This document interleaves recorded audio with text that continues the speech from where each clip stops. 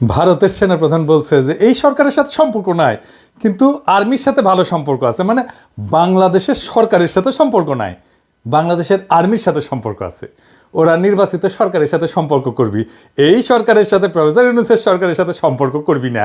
মানে ইন্ডিয়ার সেনাপ্রধানও বাংলাদেশের দ্রুত নির্বাচন চায়, বুঝেছাও? যা করার ও আকারের সাথে করে নাও বাপধান। বাংলাদেশের নির্বাচিত সরকারের সাথে হয়তো এই টার্মে সম্পর্ক থাকবে, এর পরের টার্মে থাকবে না। পররাষ্ট্র উপদেষ্টা তো হাত কসলাইতে কসলাইতে শেষ।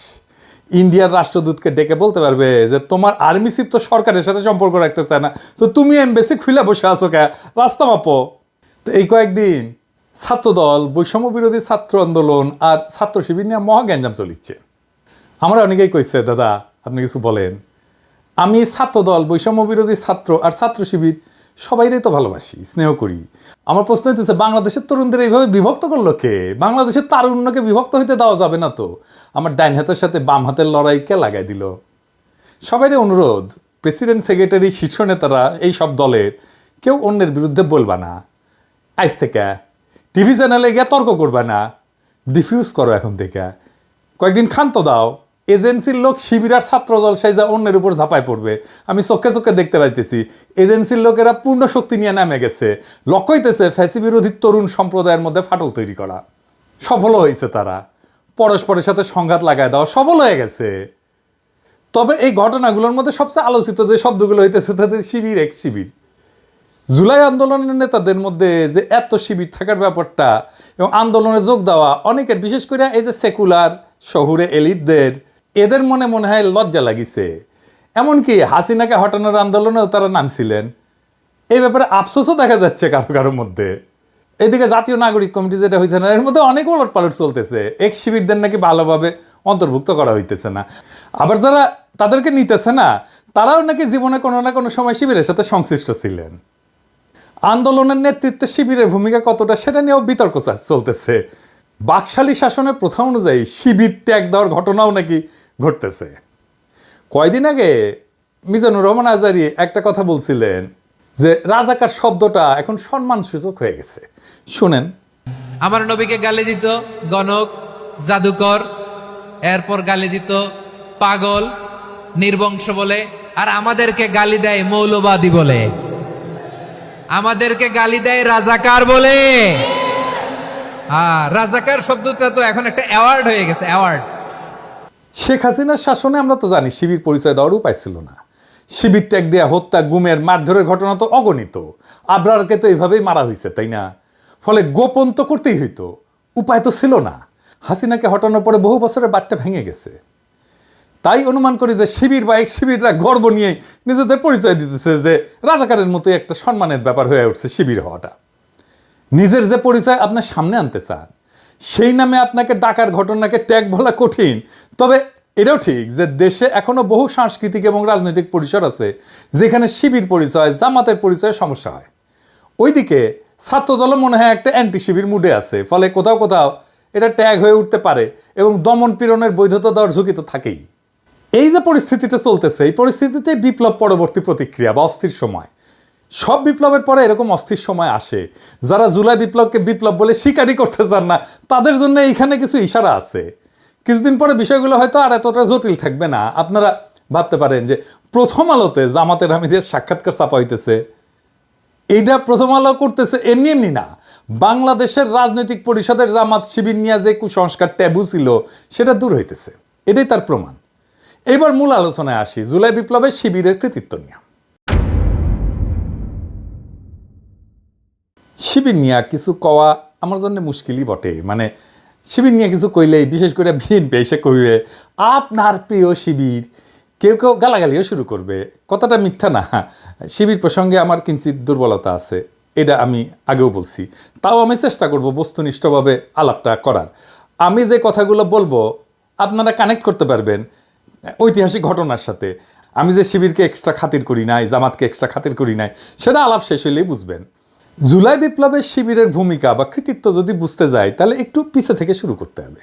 প্রথমে দেখব আমরা হাসিনার বাকশালী শাসন এবং বাঙালি জাতীয়তাবাদের ইতিহাস চর্চার দিক থেকে। আন্দোলনের নেতাদের বয়স কত? ধরেন 20 থেকে 35, এইটুকু।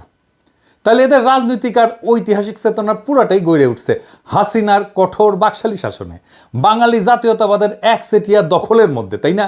তো এই তরুণ তরুণীরা কি দেখলো রাজনৈতিক পরিসর হিসাবে?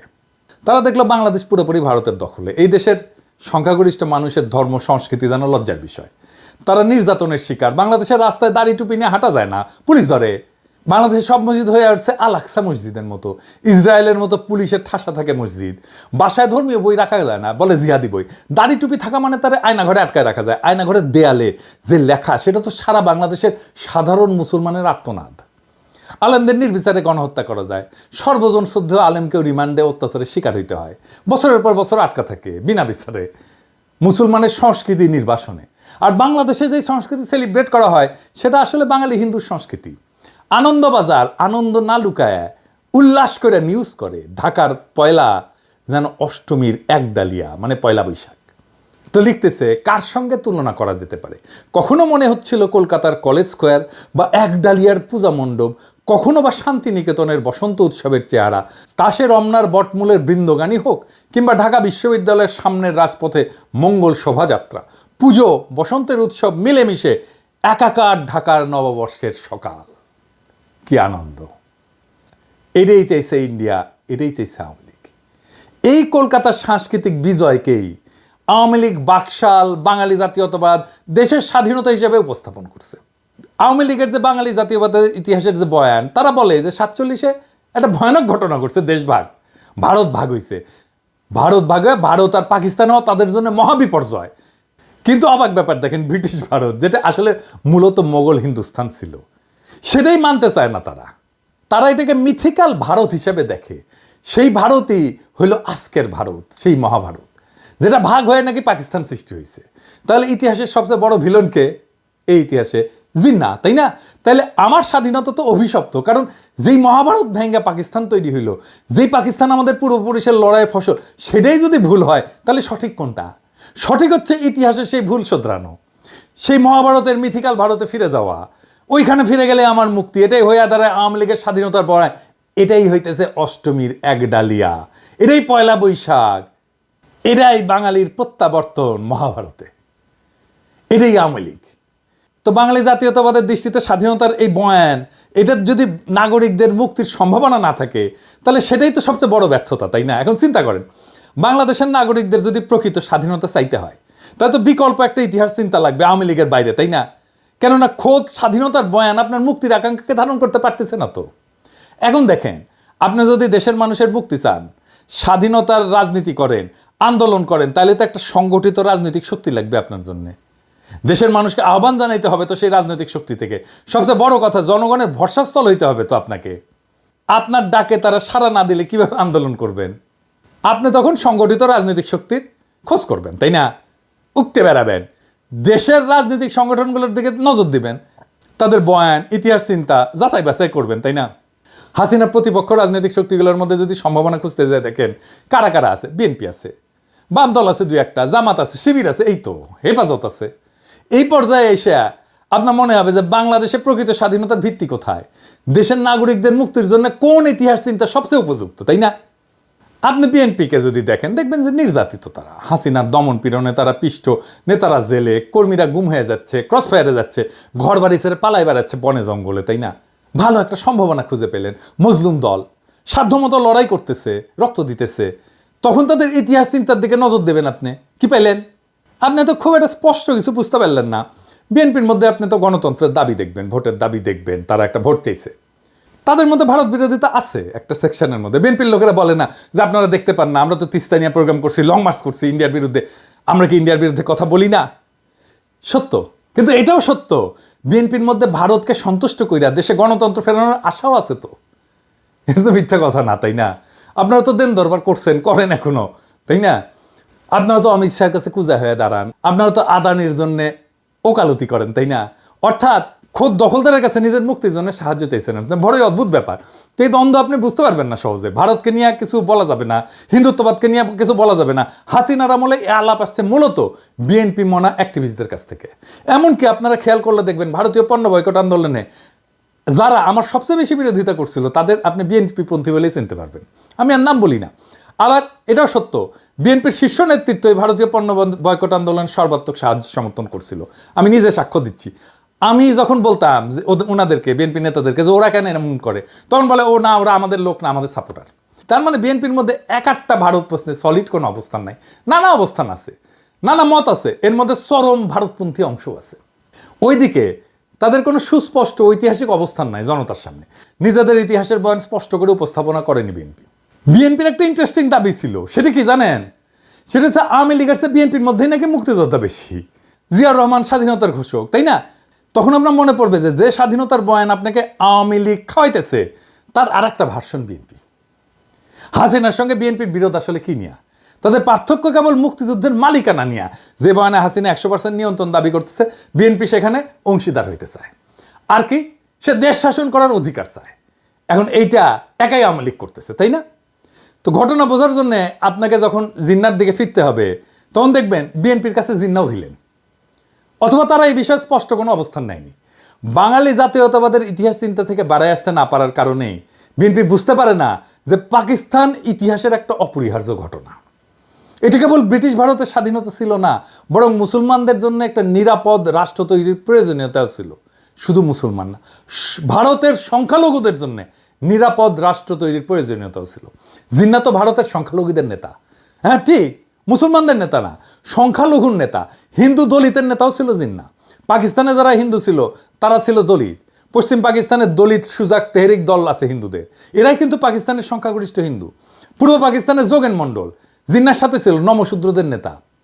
যোগেন মণ্ডল থাকতে পারেনি পরে, সেটা ভিন্ন আলাপ, আমি ওই আলাপে আর না যাই। মানে ধরেন যোগেন মণ্ডল পাকিস্তানে থাকতে পারেনি, তো বাঙালিরাও তো পাকিস্তানে থাকতে পারেনি ভাই, আমরাও তো থাকতে পারিনি, তাই না? সেই আলাপটা অন্য আলাপ।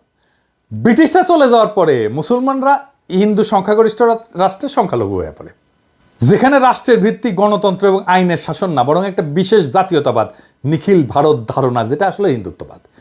এই সংখ্যালঘুকে বাঁচাইতে জিন্না পাকিস্তানের ধারণা নিয়ে লড়াই করছে।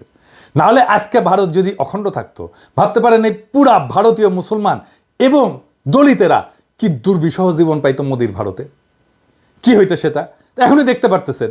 তখন আপনি বুঝবেন জিন্না আসলে ইতিহাসের একজন ভিশনারি নেতা ছিল, ইতিহাসের একজন মহানায়ক ছিল।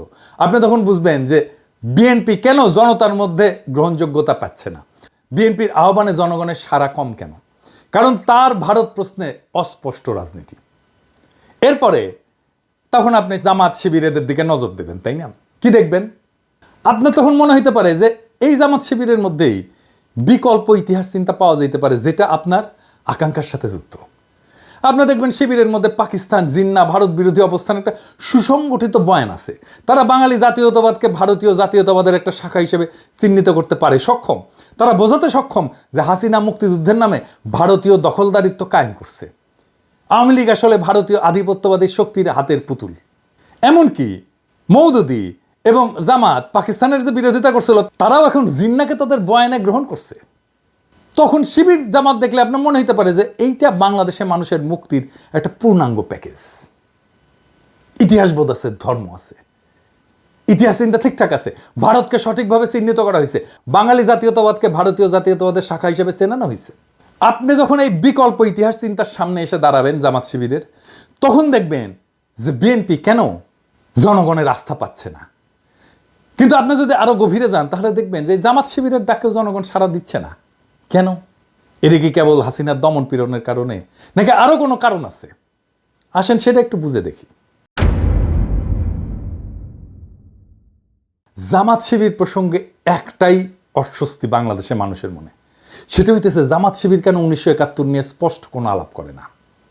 তাদের বক্তব্য 1971 পুরাপুরি ভারতীয় ষড়যন্ত্র, কিছু গাদ্দার বাঙালির সহযোগিতায় ভারত দেশটাকে ছিনে নিছে। আপনার মধ্যে অস্বস্তি তৈরি হবে, কারণ আপনি তো মানুষের বেদনা, চোখের পানি, রক্ত চেনেন, আপনি তো ইতিহাস দেখছেন। মুক্তিযুদ্ধ তো খুব দূরের ঘটনা না, এগুলো তো অস্বীকার করতে পারবেন না। আপনার তখন মনে হবে একদম নিরপেক্ষভাবে দেখলে 1971-এর ঘটনা কেবল ষড়যন্ত্র ও দুর্ঘটনা না, এটি ইতিহাসের একটা গভীর বাস্তবতা, যেখানে লাখো মানুষের রক্ত ঝরছে। মুক্তিযুদ্ধের বয়ানে যতই দুর্বলতা থাকুক, ভারতের যতই উস্কানি থাকুক, যতই ষড়যন্ত্র থাকুক, স্বাধীন বাংলাদেশ তো আমরা চাইছিলাম, লড়াই করছে আমাদের মানুষ, রক্ত দিচ্ছে। জামাত আর শিবির যেই বয়ানি আনুক না কেন, তারা যেই প্রশ্নের উত্তর দিতে পারবে না, এখনো পারেনি, সেটা হচ্ছে 25শে মার্চ তো একটা জেনোসাইড হয়েছিল, গণহত্যা হয়েছিল, তাই না? আপনারা তার প্রতিবাদ তো করেন নাই। রাজনীতিতে জেনোসাইড একটা decisive moment, very decisive moment. আপনাকে এই সময় ভিকটিমের পক্ষ নিতে হবে। ওই মোমেন্টে পক্ষ নিতে না পারাটা রাজনৈতিক ব্যর্থতা। এই যে এক্স শিবির ধারণা, এইটা হইতেছে শিবিরের সেই অংশ যারা শিবিরের হিস্ট্রিগ্রাফি, ইতিহাসবোধ, হিস্ট্রিসিজমকে ওন করে, আবার 1971 25শে মার্চের রাইট ডিসিশন নিতে না পারাটাকেও ডিজওন করে। আপনি যখন এমন একটা নতুন ইতিহাস চিন্তায়, নতুন হিস্ট্রিগ্রাফিতে পদার্পণ করেন যা একদিকে ভারতীয় আধিপত্যবাদকে প্রত্যাখ্যান করবে, অন্যদিকে 1971 বাস্তবতাকেও অস্বীকার করবে না, তাইলে আগামীর বাংলাদেশে সেই রাজনীতি কিভাবে তৈরি হবে? বাংলাদেশের স্বাধীনতাকে পোস্ট কলোনিয়াল রাষ্ট্র হিসেবে দেখতে হবে, যেখানে ভারত বা পাকিস্তানের কোনো প্রভাব নাই, বরং এটা একটা স্বতন্ত্র জাতি রাষ্ট্র যেখানে জনগণের স্বার্থই মুখ্য, জনগণই এই রিপাবলিকের মালিক, তারাই তার ইতিহাসবোধের কর্তা। আপনি তখন দেখবেন বাংলাদেশ ভারতের মতো একটা আগ্রাসনবাদী, সাম্রাজ্যবাদী, আধিপত্যবাদী রাষ্ট্র না, আবার পাকিস্তানের মতো একটা ধর্মভিত্তিক রাষ্ট্রও না। এটা সত্যিকার অর্থে একটা আধুনিক পোস্ট কলোনিয়াল রাষ্ট্র যেখানে নাগরিকদের সমান অধিকার নিশ্চিত করা দরকার। আপনার এই নতুন ইতিহাস ভাবনা আপনাকে ওই সাবেক এক্সিবিট বানায় দেবে, আর এইখান থেকেই শুরু হবে নতুন রাজনৈতিক আন্দোলন যা ভারত বা পাকিস্তানের ছায়ারায় বাংলাদেশের জনগণের প্রকৃত মুক্তি নিশ্চিত করবে। আমরা সেই রাস্তায় হাঁটতে শুরু করছি। বাংলাদেশের আগামীর রাজনীতির দিশাও আসবে ওইখান থেকে। আর আমি মনে করি যে এই সাবেক শিবির যারা জামাতের রাজনীতিতে যায় নাই, আবার শিবিরের ইতিহাসবোধ পাইছে, তারাই আগামী বাংলাদেশের ইন্টেলিজেন্সিয়া। বাংলাদেশের রাজনীতি এখন এক সন্ধিক্ষণে দাঁড়ায়। নতুন রাজনীতির জন্ম নিচ্ছে। আমরা যা যা দেখছি তা নতুন রাজনীতির প্রসব বেদনা। পুরনো বয়ানের আবর্ত থেকে বেড়ায় নতুন দৃষ্টিভঙ্গি গড়ে তোলার সময় আসছে। আমরা যদি সত্যি একটা স্বাধীন, সার্বভৌম এবং জনগণের কল্যাণে নিবেদিত রাষ্ট্র করতে চাই, তাহলে অতীতের ভুলগুলো থেকে শিক্ষা নিতে হবে এবং ভবিষ্যতের জন্য একটা সুসংহত দৃষ্টিভঙ্গি গড়ে তুলতে হবে। এটাই বাংলাদেশের আগামীর ইতিহাস চেতনা। এখন সময় বাংলাদেশের তরুণ সমাজকে ঐক্যবদ্ধ করার, বিভক্তির রাজনীতি থেকে বেড়ায় এসে একটা নতুন জাতীয় চেতনার ভিত্তি গড়ে তোলা। আমাদের লক্ষ্য হওয়া উচিত একটা এমন বাংলাদেশ যেখানে ব্যক্তি স্বাধীনতা, গণতন্ত্র, ন্যায় বিচার, সার্বভৌমত্ব এবং মানব সত্তার মর্যাদা অক্ষুণ্ণ থাকবে। যে তরুণেরা অতীতে ভিন্ন মতাদর্শের কারণে বিভক্ত ছিল, তাদের সামনে এখন ঐক্যবদ্ধ হয়ে দেশের জন্য কাজ করার সুযোগ আসছে। আমাদের ভুলে গেলে চলবে না। একটা জাতি তখনই উন্নতি করে যখন সে নিজের ইতিহাসকে গ্রহণ করে, তার থেকে শিক্ষা নেয় এবং ভবিষ্যতের জন্য নতুন দিগন্ত উন্মোচন করে। বাংলাদেশের ভবিষ্যৎ আজ আমাদের হাতে। ইতিহাসের জটিলতাগুলোকে বুঝে, ভুল শুধরে এবং বিভক্তির রাজনীতি পরিহার করে আমরা কি পারবো একটা সত্যিকারের স্বাধীন, আধুনিক, আত্মনির্ভরশীল রাষ্ট্র গড়ে তুলতে? উত্তরটা আমাদের সকলের হাতে। এখন সময় সামনে আগায় যাওয়ার, নতুন বাংলাদেশ গড়ার, নতুন সম্ভাবনার দুয়ার উন্মুক্ত করার। আসেন সেই কাজে আমরা হাত লাগাই। বিপ্লবের প্রেরণা থেকে শক্তি নিয়ে সামনে আগায় যায়। ইনকিলাব জিন্দাবাদ।